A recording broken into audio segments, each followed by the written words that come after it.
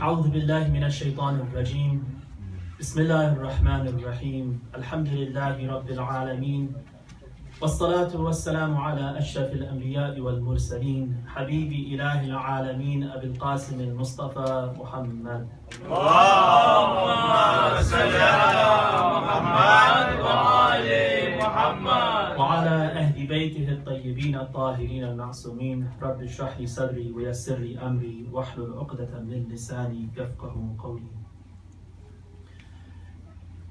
We began this month, I mentioned the dua that's recommended for the first of Muharram as the new year starts, so we ask for certain blessings and all of those things. And I mentioned also in that hadith of Imam al-Rida alayhi salam how he Allahumma salli ala Muhammad wa ali Muhammad.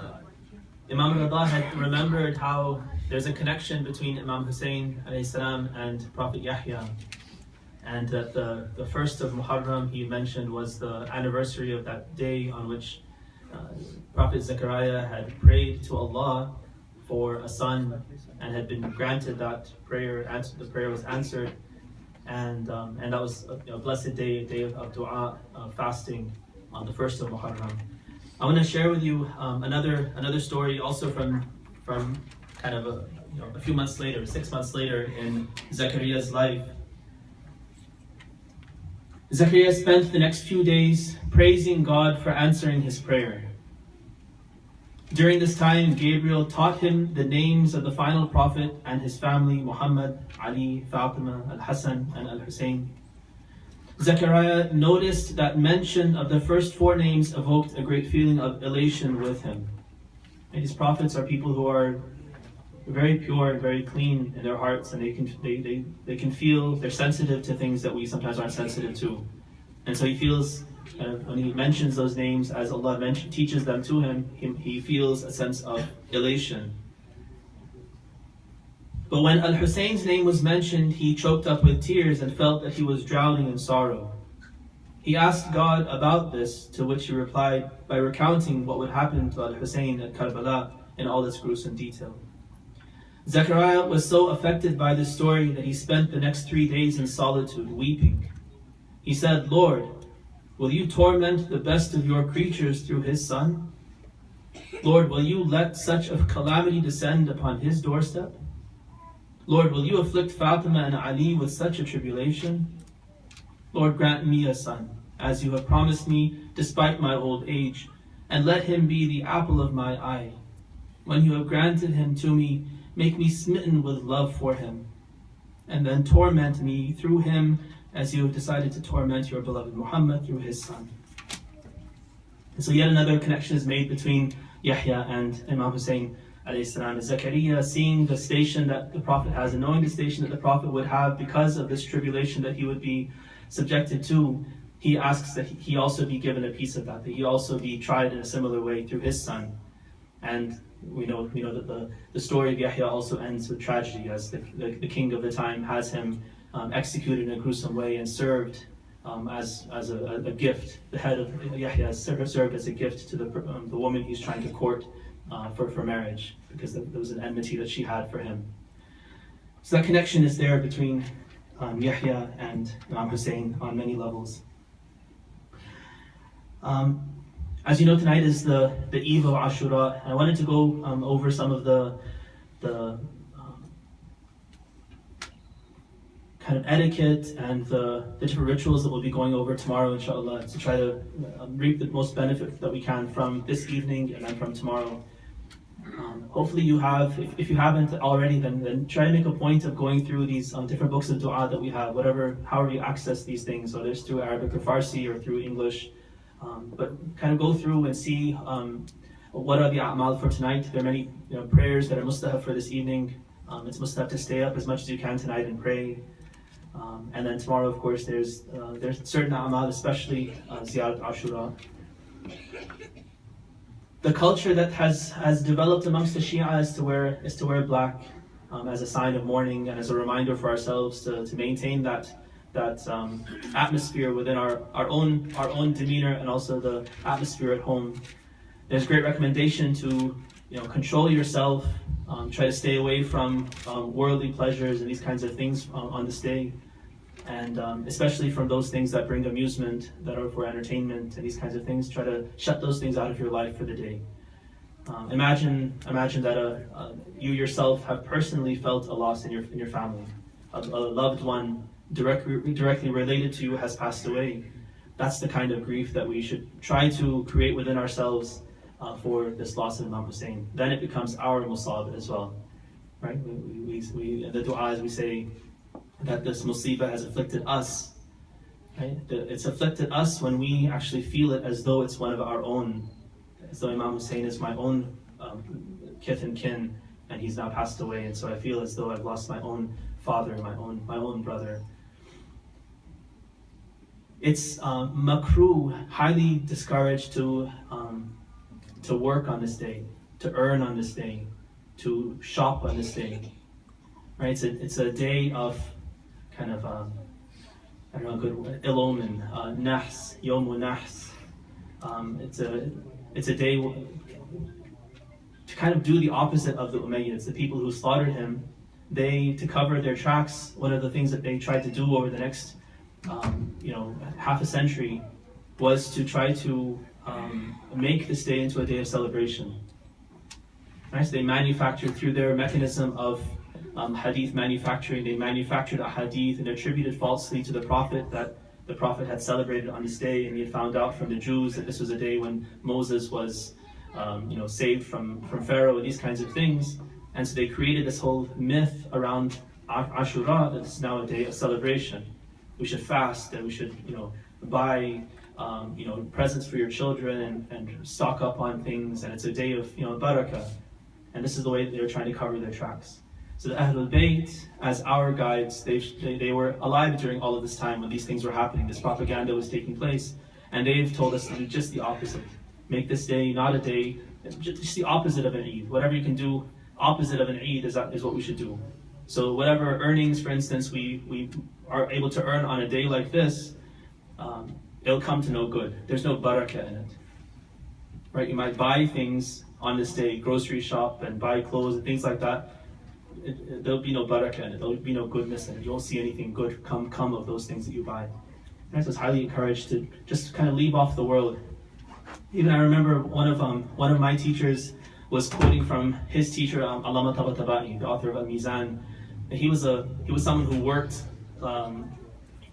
incredibly hard in his scholarship, and especially as the 20 or so years that he worked on Al-Mizan, he would work throughout the year, every single day except for Ashura. The only day he would take off would be Ashura, and he would make sure that this was a day that he devoted only to remembering Imam Hussein and leave off any other sort of activity during the day.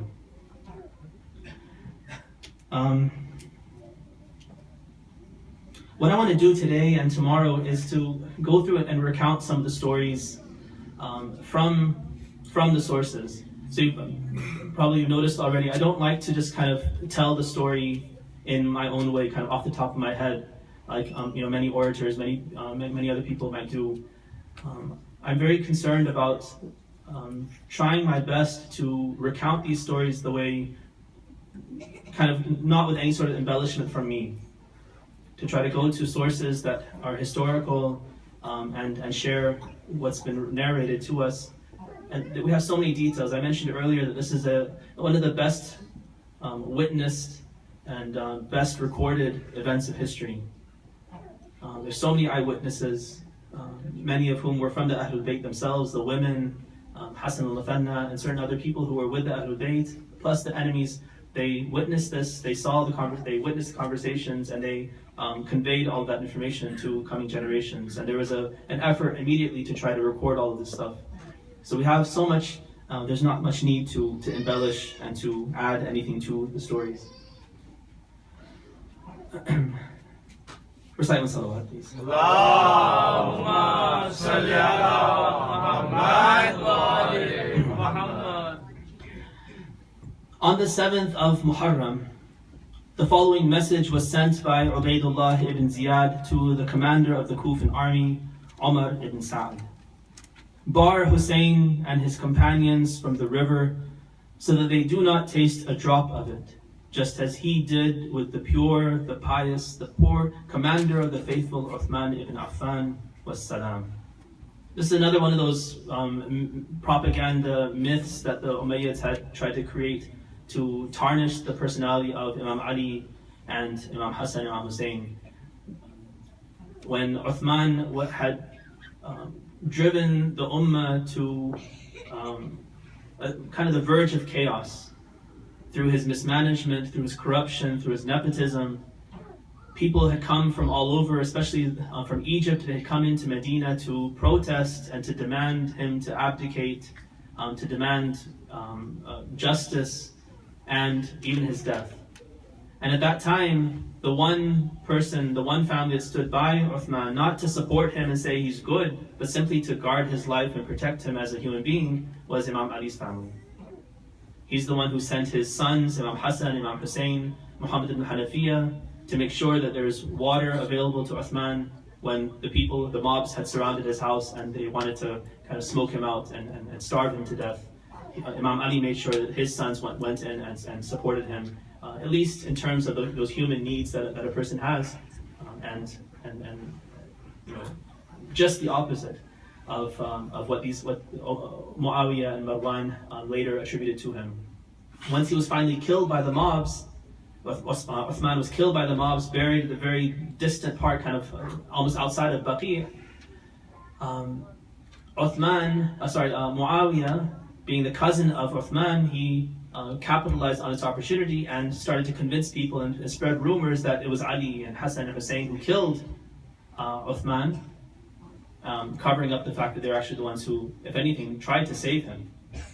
And this becomes a constant cry. We see this in the events of Karbala as well. One of the constant refrains of Ibn Ziyad, who has kind of a dubious relationship with the Umayyads, right? Not a true blood relationship, but a dubious relationship. And Yazid and so on. They are constantly calling people to arms and saying, you know, for the sake of the holy and pious Uthman, you know, kill these people who prevented him from getting water, when it was all exactly the opposite in history. When this message reached Umar ibn Sa'd, he gave Amr ibn al-Hajjaj command of 500 troops to bar al-Hussein's camp from the water of the Euphrates. When the Kufan troops had taken their positions, a soldier from among them named Abdullah ibn al-Husayn, with a Sad, al-Azdi, called out to al-Hussein's camp, "O Hussein, do you not see this water? It looks blue like the sky. By God, you shall not taste a drop of it, and you shall die of thirst." Amr ibn al-Hajjaj yelled out, "O Hussein, dogs are free to wallow in this water. The pigs and donkeys of Kufa are free to drink from it, as are wolves. But you shall not drink a drop of it, by God, until you taste the boiling water of hellfire." When the shortage of water became hard on his camp, Imam Hussein dug a well behind the women's tent until fresh water gushed forth. He and his camp drank to their fill and filled their water skins.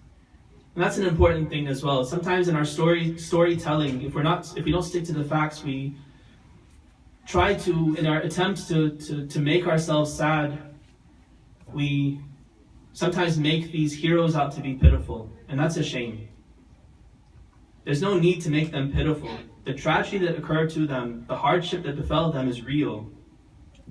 But we should also focus on how amazingly and how courageously they dealt with all of these things. They weren't people who whined and complained, as sometimes is portrayed in the stories of speakers, where they almost put words in their mouth as though they're complaining about this and complaining about that, crying to themselves and crying to each other. When you see what actually happened and the conversations that happened and the actions that they partook in, these were amazing people until the last. They didn't just accept that, okay, you're going to bar us from water, let me just sit down and complain about it. They fought for it repeatedly. They sent in troops, they sent in raids to go in and take water by force. They dug wells with all the effort that they could. They dug wells to make sure that they had water there. That was also barred. Right? They did whatever they could constantly to fight against whatever dhulm was happening to them. And that's a great lesson that we need to learn from them. There's nothing less tragic about it, but we need to know who they were. Upon hearing news of this well, Ubaydullah ibn Ziyad wrote the following letter to Umar ibn Sa'ad. It has come to my attention that Al-Hussein is digging wells and obtaining water such that he and his companions are drinking. So listen to me. As soon as this letter reaches you, prevent them from digging wells to the utmost of your ability. Be severe with them and do not allow them to taste a drop. Do to them as they did to Uthman the Pure. Wassalam. So again, that same refrain where he's constantly referring and alluding to Uthman, he uses that over and over again to try to brainwash people into thinking that somehow Imam Hussein was liable for Uthman's death. On the morning of the 9th, when Hussein awoke, he called the adhan, the iqama, and prayed with his companions. When he was done, he called for the armor of his grandfather, the messenger of God, to be brought. He wrapped the messenger's turban called as-sahab around his head, and he strapped Dhul-Fiqar, his father's sword, to his waist. Then he rode out to the Kufan host and said, O people, you should realize that this is a fleeting, fading world. It shifts under its denizens from one moment to the next. O people, you have come to know the law of Islam. You have read the Quran. You know that Muhammad was the messenger of God, who is the king and judge. Nonetheless, you leap at the opportunity to wrongfully kill his son. Please, if you could leave the light on, I'll need it. Al-Hussein called upon one of his men named Anas ibn Kahil. He told him, go to these people and remind them about God and his messenger. Perhaps they will reconsider fighting us. Alas, I know they will not reconsider, but I will have a proof against them on the day of resurrection. And this is another theme that we see in Imam Hussein's campaign. And he sends one companion after another, because people have these loyalties and tribal affiliations, these kinds of things, and he wants to find any way possible to save these people on the Kufan side. They're ignorant, they've been brainwashed, they've had their arms twisted, blackmailed, extorted by Ibn Ziyad with real threats, not only threats but actual killings. Right? Either you fight or I kill your family. Either you fight or I burn your house down. Like, these kinds of threats were there, and it wasn't just threats. They had witnessed him come in and start a bloodbath with those who stood up against him. And so there's a lot of fear in the Kufans' hearts, and those who were not strong, they succumbed to it. And they were there on the battlefield. He wanted to see anyone, if there's any inkling of truth left in them, any bit of light left in them, he wanted to capitalize on that and get them over to his side. Anas proceeded, recite Salat. Please make room for those who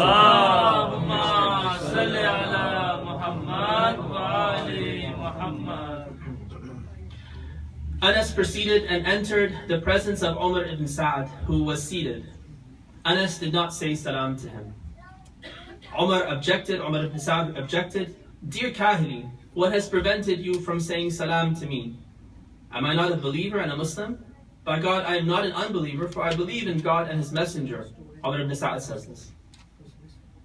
Anas replied, how can you claim to believe in God and his messenger when you intend to murder his son, his family, and those who aid him?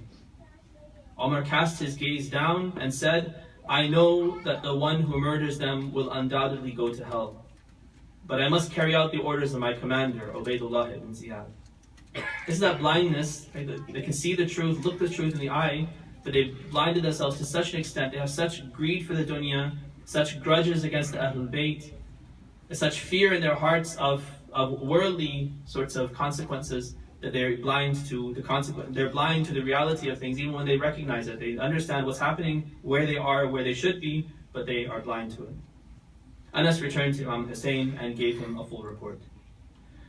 Sometime later in the camp of Imam Hussein, they heard the clamor of hoofbeats approaching. Hussein told his brother Abbas, ride and meet them. Ask them why they have come and what they want. Remember, this is the 9th that we're talking about, the 9th, today's day, the anniversary of today.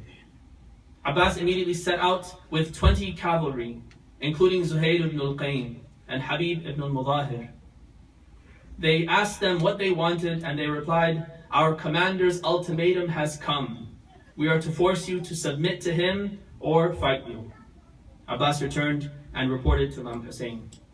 So Abbas comes back to the camp. He leaves his 20 men out there facing the other troops, kind of telling them to wait. He goes back to Imam Hussein to report, and then he's going to come back.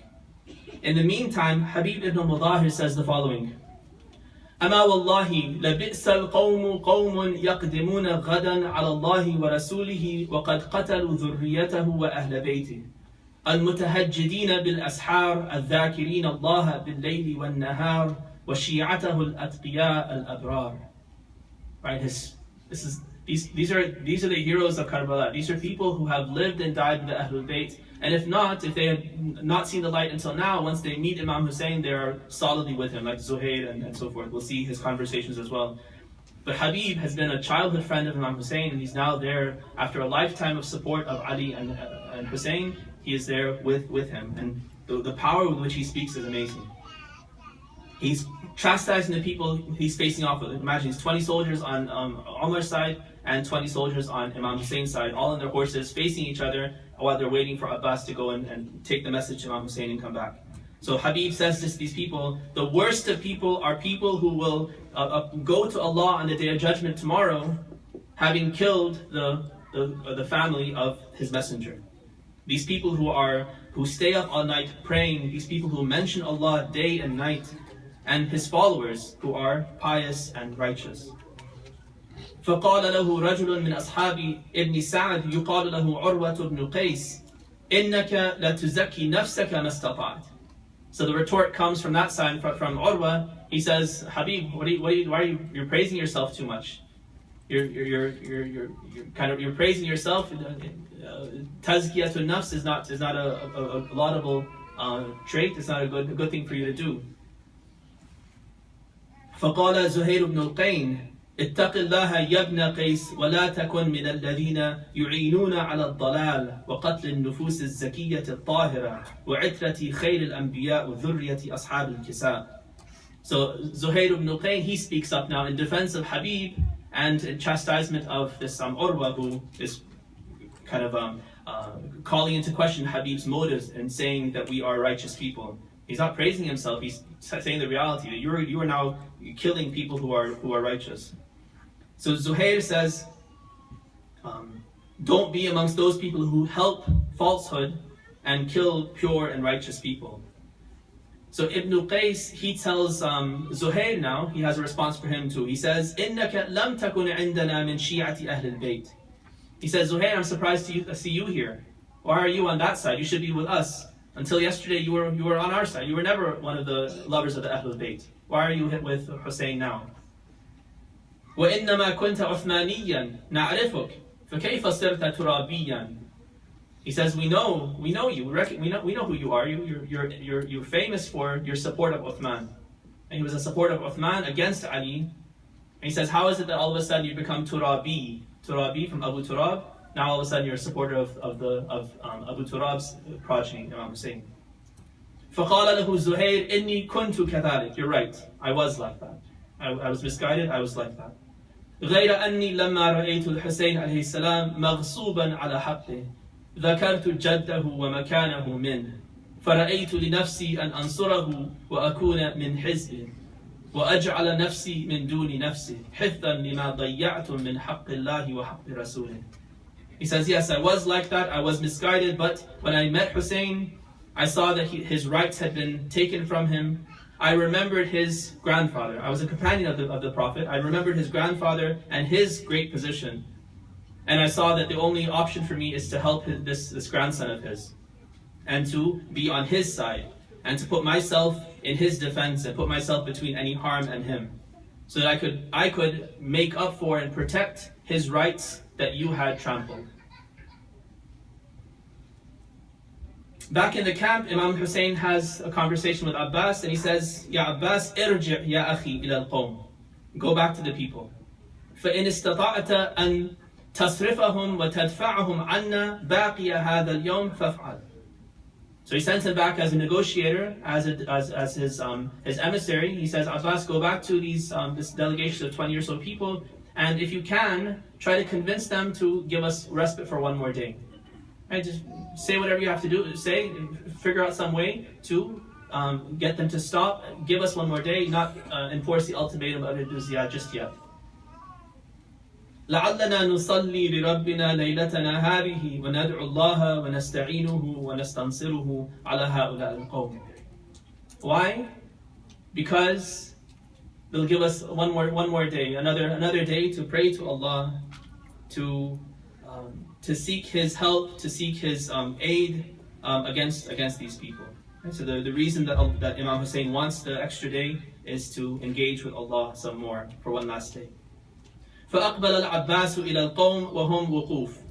Abbas goes back from Imam Hussein back to these people who are still standing there. فقال لهم يا هؤلاء إن أبا عبد الله يسألكم الانصراف عنه باقي يومكم هذا حتى ينظر في هذا الأمر.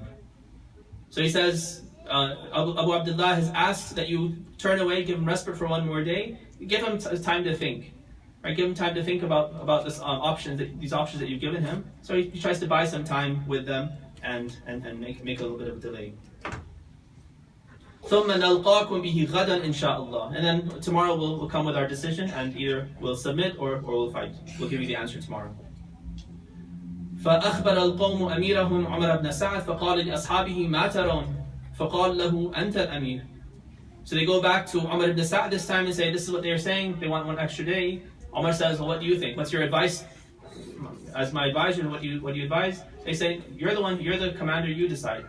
So they're debating whether or not to give him respite. Somebody interjects. قال له عمرو بن الحجاج سبحان الله العظيم والله لو كان هؤلاء من الترك والديلم ثم سألونا هذه الليلة لقد كان ينبغي أن تجيبوهم إلى ذلك فكيف وهم آل الرسول محمد صلى الله عليه وسلم. اللهم صل على محمد. You can see little glimpses of light, little glimpses even in the worst of these people who end up being terrible. You can see little glimpses where they know the truth. So one of Umar's own people, this is the guy who was in charge of those 500 troops on the Euphrates, who's blocking Imam Hussein from getting to the water. He even objects and says, this is ridiculous. If these people had been Turk and Daylam, these are two different kind of ethnicities that were enemies of the Muslims at the time. So it's not a racial slur that all Turks are bad or all people from the Daylam are bad. In that time, these were kind of the outlying places that were not yet Muslim, and so these were kind of, when they wanted to mention enemies of Islam, they would say Turk and Daylam as kind of a shorthand for enemies of Islam. So it shouldn't be understood as a racial thing against Turkish people. But he says, like, even if they had been Turk and Daylam, like, non-Muslims, and then they asked us for a day of respite before we fight, we would have said, of course. We would have answered them and said yes. But now it's the family of the Prophet, and we're debating whether we should not. Should we give them respite? Should we give them this concession or not? This is ridiculous. Right, so you see those glimpses of truth even in the worst of these people. فقال ابن سعد أخبروهم أن أجلناهم باقي يومنا هذا إلى الغد فإن استسلموا ونزلوا على الحكم وجهنا بهم إلى الأمير عبيد الله وإن أبوا ناجزناهم. So Umar says, fine. We'll go back and tell them we give them one more day, and by tomorrow, if they submit, then we'll take them peacefully to Ubaydullah, and if they don't, then we'll finish them off. فانصرف الفريقان وعاد كل إلى معسكره. So each of the two parties, they go back to their camps, and they have this temporary ceasefire until tomorrow, which is Ashura. وجمع الحسين عليه السلام أصحابه بين يديه. On the eve of Ashura, on a night like tonight, Imam al-Hussein, he gathers all of his troops in his own camp. ثم حمد الله وأثنى عليه وقال اللهم لك الحمد على ما علمتنا من القرآن. He tells them, he praises to Allah who has taught us the Quran, وفقهنا في الدين, who has given us deep understanding of the religion, وأكرمنا به من قرابة رسول الله محمد صلى الله عليه وآله. اللهم صل على محمد وآل محمد. And he's given us this dignity and this honor of being related to the Messenger of Allah. جعلت لنا أسماعا وأبصارا وأفئدة فجعلنا من الشاكرين. And you've given us all these faculties with which we can learn and understand and gain wisdom. So please make us amongst those who are grateful to you, O Allah, for all these blessings. أما بعد فإني لا أعلم أصحابا أصلح منكم ولا أعلم أهل بيت أبر ولا أوصل ولا أفضل من أهل بيتي. He says, by God, I don't know of any companions who could be better than you. I don't know of any Ahlul Bayt who could be more righteous and more conscientious of their ties to me, more virtuous in any way than my Ahlul Bayt. فَجَزَاكُمُ اللَّهُ جَمِيعًا عَنِّي خَيْرًا. May Allah reward you tremendously for being such great people. إِنَّ هَؤُلَاءِ الْقَوْمِ مَا يَطْلُبُونَ أَحَدًا غَيْرِي. He says, these people who are faced off with us, they don't want anyone except for me. وَلَوْ قَدْ أَصَابُونِي وَقَدَرُوا عَلَى قَتْلِي لَمَا طَلَبُوكُمْ أَبَدًا. If they're able to get their hands on me, if they're able to kill me, they won't seek out any of you. They don't want any of you. وَهَذَا اللَّيْلِ قَدْ غَشِيَكُمْ فَقُومُوا وَاتَّخِذُوهُ جَمَلًا.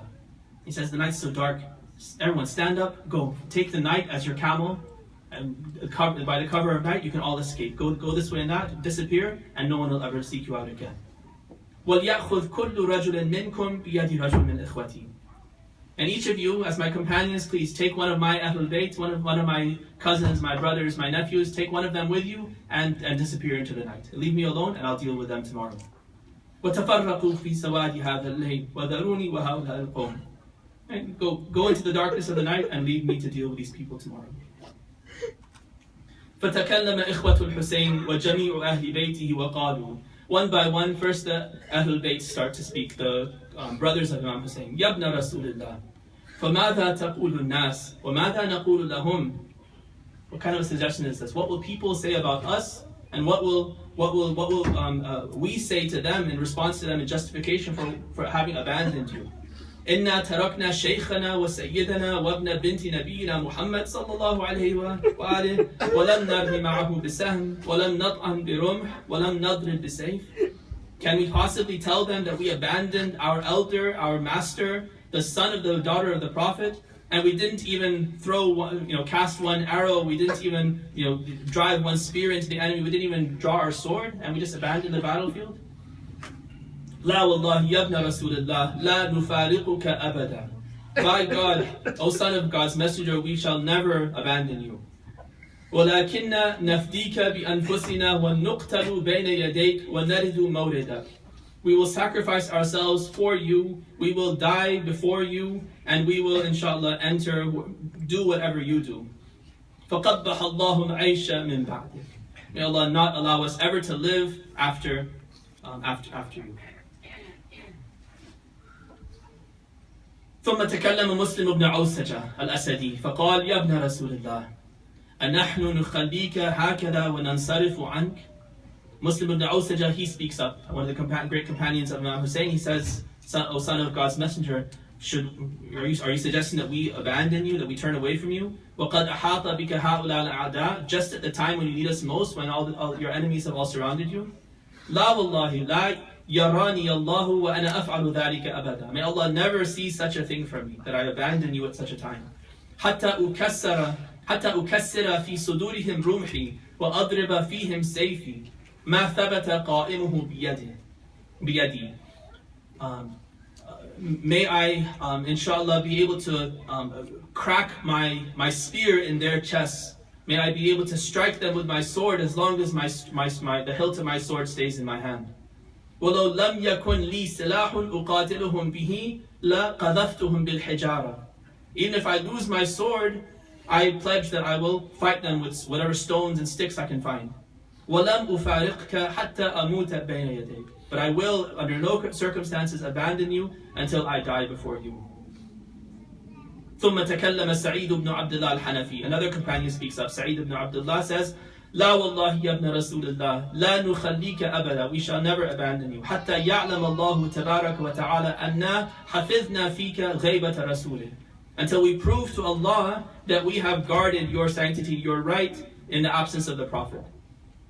وَوَاللَّهِ لَوْ عَلِمْتُ أَنِّي أُقْتَلْ ثُمَّ أُحْيَا ثُمَّ أُحْرَقْ حَيًّا يُفْعَلُ بِذَلِكَ 70 مرة لَمَا فَارَقْتُكَ أَبَدًا حَتَّى أَلْقَى حِمَامِي مِنْ دُونِكَ. Even by God, if I were to know that I would be killed and then raised again, burned, and that was to be done to me 70 times, I would never ever abandon you until I meet my final death.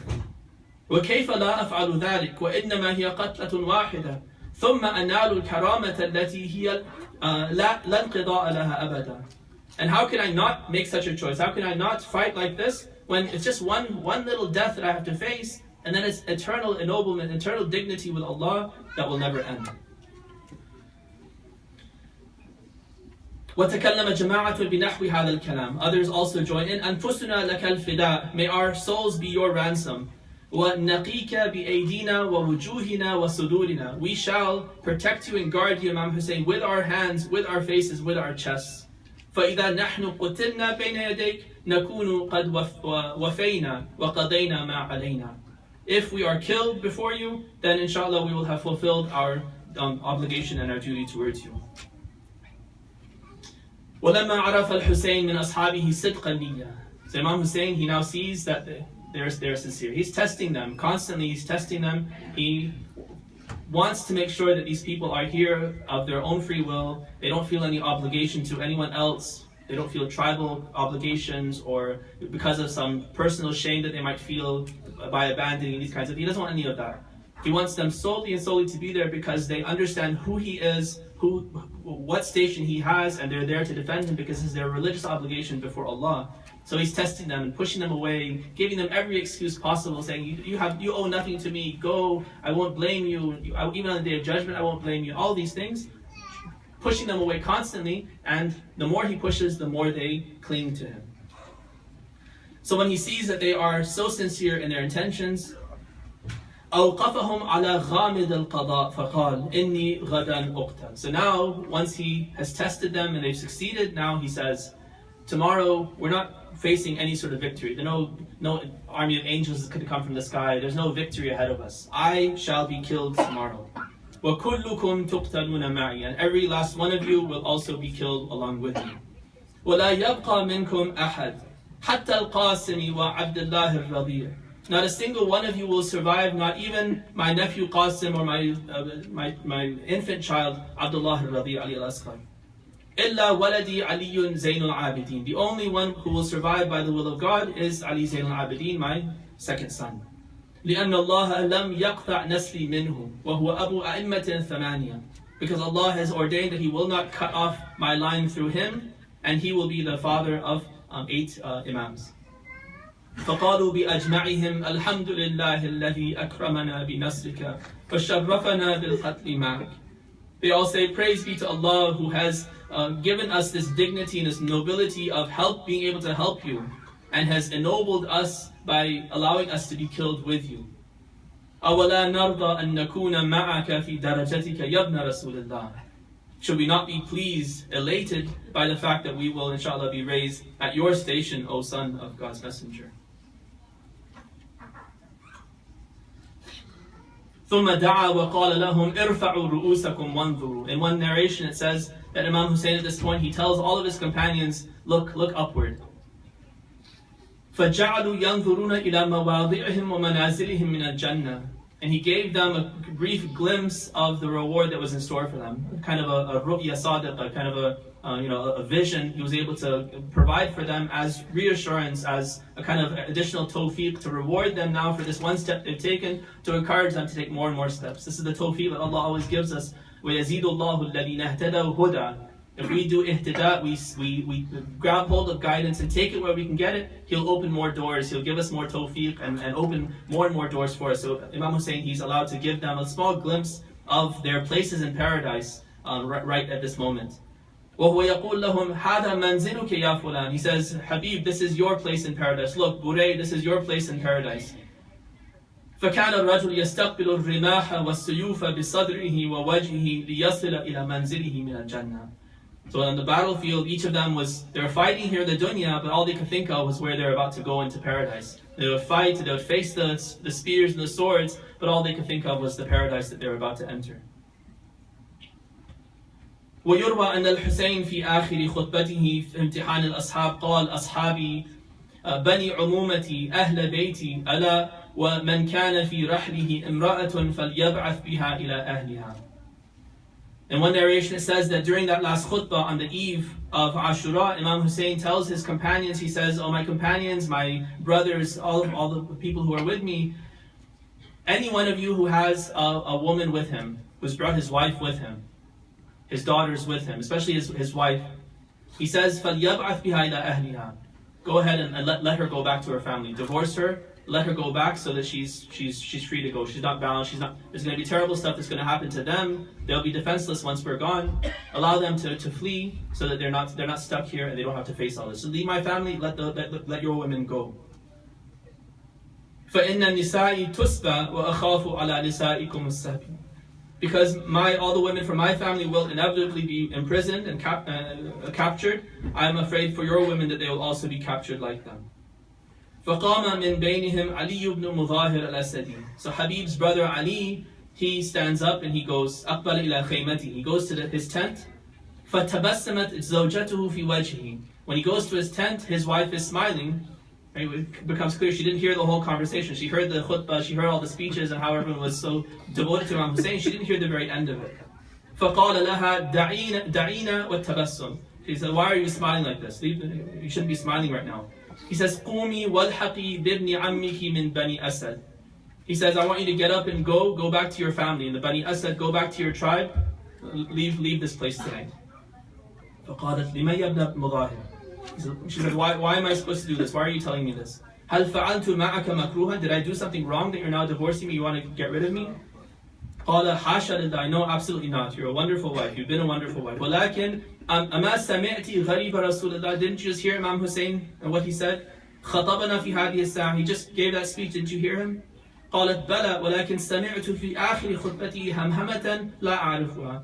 But at the end of the speech, I heard him whisper something to you. I couldn't make out what he said there. What was that he said there? خطبنا, he says, وقال ألا ومن كان في رحله امرأة فليبعث بها إلى أهلها. He told us, anyone who has his wife with him here, send her back home. فلما سمعت الحرة ذلك نطحت رأسها بعمود الخيمة. When Ali ibn Mudahir's wife hears this, she is so shocked and so taken aback, she stumbles and she hits her head against the pole of the tent. وقالت ما أنصفتني يا ابن مظاهر. You've been very unjust with me. She scolds her husband. How dare you send me away at this time? أيسرك أن زينب يسلب إزارها وأنا أتزين بإزاري. Is it just that you should be content to see Zainab have her clothing and her hijab stolen, but I continue to wear my clothes and I'm dressed properly? أم يسرك أن سكينة تسلب قرطيها وأنا أتزين بقرطي. Or that Sakina should have her earrings snatched from her when I have all of my jewelry intact. لا كان ذلك أبدا. May I never see such a day. بل أنتم تواسون الرجال ونحن نواسي النساء. Your job is to take care of the men. You defend the men. We're going to take care of the women. فلما سمع منها ذلك رجع إلى الحسين فرآه جالسا ومعه أخوه العباس. So Ali ibn Mudahir goes back to Imam Hussein and he sees him sitting with Abbas. فسلم عليهم وجلس وقال سيدي أبت الأسدية أن تفارقكم. He says that my wife, I told her, but she refuses to abandon you all. فقال الحسين جزاكم الله خير الجزاء. May Allah reward her and reward all of you for this devotion that you are showing to me and my family. ثم إن الحسين خرج ليلا وحده. In the evening, on a night like this, Imam Hussein, he leaves his tent and he starts to walk around his camp by himself. ليختبر الثنايا والعقبات والأكمات المشرفة على المنزل. So he goes around to kind of plan his strategy, see are there any holes, any holes in the line of defense, and so forth around his camp where the enemy could infiltrate. وإذا بنافع بن هلال خلفه. One of his companions, Nafi ibn Hilal, he is kind of secretly coming behind the Imam to guard him, to make sure he's safe, that nobody attacks him at night. So Imam Hussein says, Man al-Rajul, who is there? So Nafi says, Ju'atu fidak, ya ibn Rasulullah, I'm Nafi. So Imam Hussein says, Ma akhrajaka fi hadha al-layl, ya Nafi. What's brought you out here at night? He says, Sayyidi, az'ajani khurujuka laylan ila jihati hadha al-baghi. I saw that you were coming out close to the enemy. I was afraid for your safety, so I came out to be your defense. قال خرجت أتفقد هذه التلاعات مخافة أن تكون مكمنة لهجوم الخيل على مخيمنا. So he says, I just come out to see if there are any problems in our line of defense, that people could infiltrate tomorrow when they attack and when we are attacked.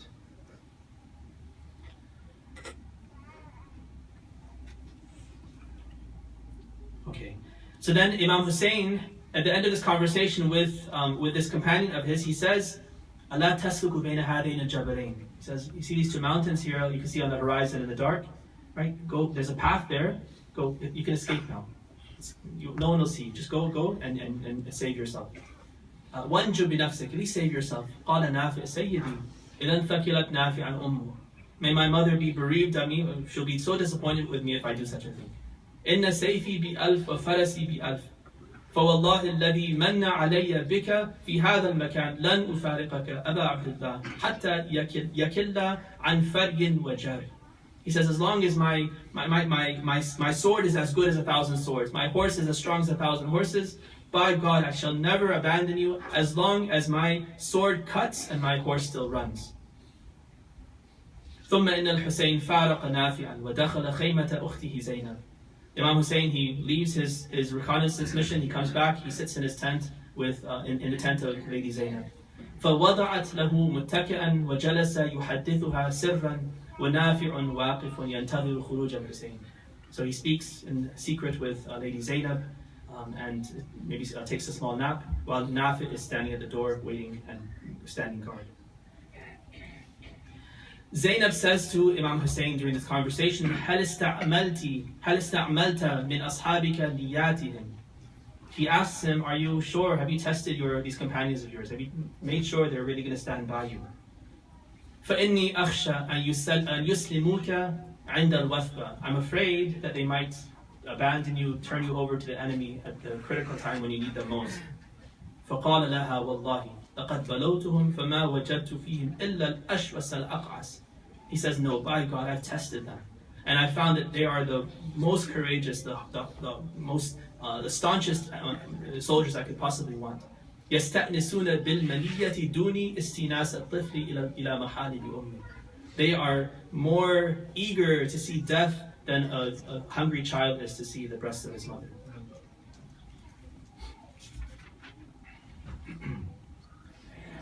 وجاء الليل فبات الحسين عليه السلام وأصحابه الليل كله يصلون ويستغفرون ويدعون ويتضرعون. As night fell on this night, Imam Hussein and his companions, they stayed up in their tents. They were busy praying and making dua and speaking in their own way to Allah. وَبَاتُوا وَلَهُمْ دَوِيٌّ كَدَوِيِّ النَّحْلِ. The buzz that was in the camp of Imam Hussein was like the buzz of a beehive. مَا بَيْنَ رَاكِعٍ وَسَاجِدٍ وَقَائِمٍ وَقَاعِدٍ. All of them were engaged in this last prayer of theirs, doing ruku' for the night or sujood for the night, standing or sitting, but all of them buzzing with the recitation of the Quran and du'as. فَتَأَثَّرَ بِهَذَا الْجَوِّ الْوَاقِعِي نَفَرٌ مِنَ الْجَيْشِ الْأُمَوِيِّ. Seeing this and hearing the buzz of this kind of recitation and this kind of devotion to Allah in the camp of Imam Hussein, the enemy on the Kufan side, there are individuals from among them that heard this, and that those small sparks of light within them, they were kindled and they realized that they're on the wrong side, and they took the chance to go over to Imam Hussein. فانجلت بهذا الجو المشحون إيمانا وتقا وهدى وعبر إليهم في تلك الليلة من عسكر عمر بن سعد 32 رجلا. So according to this one report, 32 men from the side of the Kufans during that night, they came over to Imam Hussein's side to join him because they realized that they are on the wrong side and they wanted to make sure they correct that. This is in addition to Hur ibn Yazid al-Riyahi. وجاء شمر بن ذو الجوشن في نصف الليل. In the middle of the night, Shimr comes over with on his own reconnaissance mission with his people. ومعه جماعة من أصحابه حتى قارب معسكر الحسين عليه السلام فسمعه يتلو قوله تعالى. So he comes close enough to the tent of Imam Hussein to be able to hear Imam Hussein reciting Quran, and he hears Imam Hussein recite ولا يحسبن الذين كفروا أنما نملي لهم خير لأنفسهم إنما نملي لهم ليزدادوا إثما ولهم عذاب مهين ما كان الله ليذر المؤمنين على ما أنتم عليه حتى يميز الخبيث من الطيب. The verse says, let the people who are rejectors of faith not think that our respite that we've given them, the fact that we haven't destroyed them immediately for their sin, the fact that we've given them some respite, allowed them to live, don't let them think that that's somehow in their best interest. It's because I'm not powerful enough to destroy them, or that somehow they're good enough that I'm letting them live. It's not for good that I'm leaving them. إِنَّمَا نُمْلِي لَهُمْ لِيَزْدَادُوا إِثْمًا. I'm simply giving them more opportunity to sin, to dig a deeper hole for themselves so I can punish them the way they deserve to be punished. That's why I leave these people like Yazid and like Ubaydullah ibn Ziyad. I leave them and give them some free reign so they can sin as much as they possibly can. And they will indeed have a degrading punishment on the Day of Judgment. And then he says that, and the Quran continues, says that the believers, Allah doesn't leave the believers without testing them and distinguishing those who are good and pure from those who are filthy and evil. فَصَاحَ رَجُلٌ مِنْ أَصْحَابِ شِمْرٍ. So one of Shimr's companions who hears Imam Hussein say this verse, he says, نَحْنُ وَرَبِّ الْكَعْبَ الطَّيِّبُونَ وَأَنْتُمُ الْخَبِيثُونَ وَقَدْ مَيَّزَنَ اللَّهُ مِنْكُمْ. Yeah, so this person, he yells out, he says, by God, we are the righteous and you are the filthy. We're the tayyibun and you are the khabithun. He tells this to Imam Hussein in his camp. And Allah has distinguished us and brought us to this level and cleansed us of your filth. فَقَطَعَ بُرَيْرُ بْنُ حُدَيْرَ الْحَمْدَانِي صَلَاتَهُ ثُمَّ نَادَى. So Burayr ibn Khudayr, one of Imam Hussein's companions, he hears this back and forth, and he comes out of his tent, at least his prayers, whatever he was doing, and he comes out to defend Imam Hussein with his words. يَا فَاسِقْ يَا فَاجِرْ يَا عَدُوَّ اللَّهِ يَا ابْنَ الْبَوَّالِ عَلَى عَقِبَيْهِ أَمِثْلُكَ يَكُونُ مِنَ الطَّيِّبِينَ وَالْحُسَيْنُ بْنُ رَسُولِ اللَّهِ مِنَ الْخَبِيثِينَ. He says, you sinful, criminal enemy of God. He calls him this insulting phrase. He says, "Oh, you whose father used to urinate on his heels." This is a phrase they would use to basically call like a hillbilly. Kind of think of the worst kind of term you could think of for someone who's just uncouth, uncultured. One of the things they used to do when they had cracks and things on their feet, that in the Jahiliyyah they would urinate on their heels to soothe the cracks on their heels. So it was this kind of jahala that they would use their own urine as a medicine and rub it on themselves, these kinds of things. Like that kind of uncouthness. So he's reminding them that this is what your father was like. You're calling Hussein something. Think of what your origins, what your father was like, what your background is like. Are you pure? And Hussein, the grandson of the Messenger of Allah, is khabith, is filth. Wallahi ma anta illa bahimatun la ta'qilu ma ta'ti wa ma tadhar. He says you're a beast, you're an animal. You don't think, you can't even understand night from day. فَأَبْشِرْ يَعَدُوا وَاللَّهِ بِالْخِزْيِ يَوْمَ الْقِيَامَةِ وَالْعَذَابِ الْأَلِيمِ. He says, beware, because you, O enemy of God, will be disgraced on the Day of Judgment, and you will be punished with a painful punishment. فَصَاحَ الشَّمْرِ إِنَّ اللَّهَ قَاتِلُكَ وَقَاتِلُ صَاحِبِكَ عَنْ قَرِيبٍ. So Shimr steps in, he says, Burayr, don't worry, Allah is going to kill you, and He's going to kill your master very, very shortly. So Burayr says, أَبِالْ مَوْتِ تُخَوِّفُنِي. You scare me with death? وَاللَّهِ إِنَّ الْمَوْتِ مَعَ ابْنِ رَسُولِ اللَّهِ أَحَبُّ إِلَيَّ مِنَ الْحَيَاةِ مَعَكُمْ. He says, by God, I'd rather die with the son of the Messenger of Allah than live in eternity with you. وَاللَّهِ لَا نَالَتْ شَفَاعَةُ مُحَمَّدٍ صَلَّى اللَّهُ عَلَيْهِ وَآلِهِ قَوْمًا أَرَاقُوا دِمَاءَ ذُرِّيَّتِهِ وَأَهْلِ بَيْتِهِ. He says, by God, there's absolutely no way that the intercession of the Prophet is going to touch people who have the blood of the family of the Prophet on their hands. فَجَاءَ إِلَيْهِ رَجُلٌ مِنْ أَصْحَابِهِ. So Imam Hussein sends out a man to Burayr and says, Ya Burayr, إِنَّ أَبَا عَبْدِ اللَّهِ يَقُولْ لَكْ إِرْجِئْ إِلَى مَوْضِئِكَ. He says, Imam Hussein tells you, please come back to your tent. وَلَا تُخَاطِبِ الْقَوْمِ. Don't speak to them any further. فَلَا أَمْرِي لَإِنْ كَانَ مُؤْمِنُ آلِ فِرْعَوْنَ نَصَحَ لِقَوْمِهِ وَأَبْلَغَ فِي الدُّعَاءِ فَلَقَدْ نَصَحْتَ وَأَبْلَغْتَ فِي النُّصْحِ وَالدُّعَاءِ. So Imam Hussein's message to you is that you have done your duty in a most beautiful way. Just like Mu'min Ali Fir'aun did his job to advise and to remind and try to talk some sense to the enemies of Allah, you've also done a beautiful job at doing that. And now it's your time to come back. Please come back to your tent and leave these ignorant people. فلما كان وقت السحر خفق الحسين برأسه خفقة ثم استيقظ فقال أتعلمون ما رأيت في منامي الساعة. So close to the time of Fajr on the day of Ashura, Imam Hussein, he falls asleep for just a second. And when he wakes up, he asks those who are around him, his companions or his family, he says, do you know what I just saw in my dreams? فَقَالُوا فَمَا رَأَيْتَ يَا ابْنَ رَسُولِ اللَّهِ. What did you see? قال رأيت كلابا قد شدت علي فتنهشني وفيها كلب أبقى رأيته كأشدها علي. He says that I saw a pack of dogs tearing at my body, and I saw that there was one that was speckled and spotted and mottled, he seemed like the worst of all of these dogs who was attacking me. وأظن الذي يتولى قتلي رجل أبرص من هؤلاء القوم. He says, I think the meaning of this dream is that the one who will kill me from these people, he will be someone who's pockmarked and has kind of spots on his skin. That's significant because that is Shim. Shim has this kind of disease where he's pockmarked, and he's also from the tribe of Kilab, which is the same dogs that Imam Hussein mentions. ثم إني رأيت بعد ذلك جدي رسول الله. He says, after that, in my dream, I saw my grandfather, the Messenger of Allah, sallallahu alayhi wa alihi.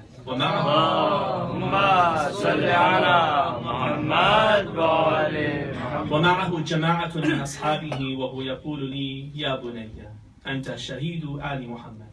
The Messenger of Allah told me, my son, you are the martyr from my family. وقد استبشر بك أهل السماوات وأهل الصفيح الأعلى. And all of us are waiting for you. All of those who are in heaven, the angels on high, they're all eagerly awaiting you. فَلْيَكُنْ إِفْطَارُكَ عِنْدِي اللَّيْلَ. Your iftar, may you have your drink and your food this evening with us. عَجِّلْ يَا بُنَيَّ وَلَا تَتَأَخَّرْ. Hurry, rush to us, don't delay at all. فَهَذَا مَلَكٌ نَزَلَ مِنَ السَّمَاءِ لِيَأْخُذْ دَمَكَ فِي قَارُورَةٍ خَضْرَاءٍ. Here's an angel who has come to gather the blood that spills from you. فَهَذَا مَا رَأَيْتُ وَقَدْ أَزِفَ الْأَمْرُ وَاقْتَرَبَ الرَّحِيلُ مِنْ هَذِهِ الدُّنْيَا. So Imam Hussein says that this tells me that the time has come close and my journey from this dunya to the akhirah is near at hand. السلام عليك يا أبا عبد الله وعلى الأرواح التي حلت بفنائك عليك مني سلام الله أبدا ما بقيت وبقي الليل والنهار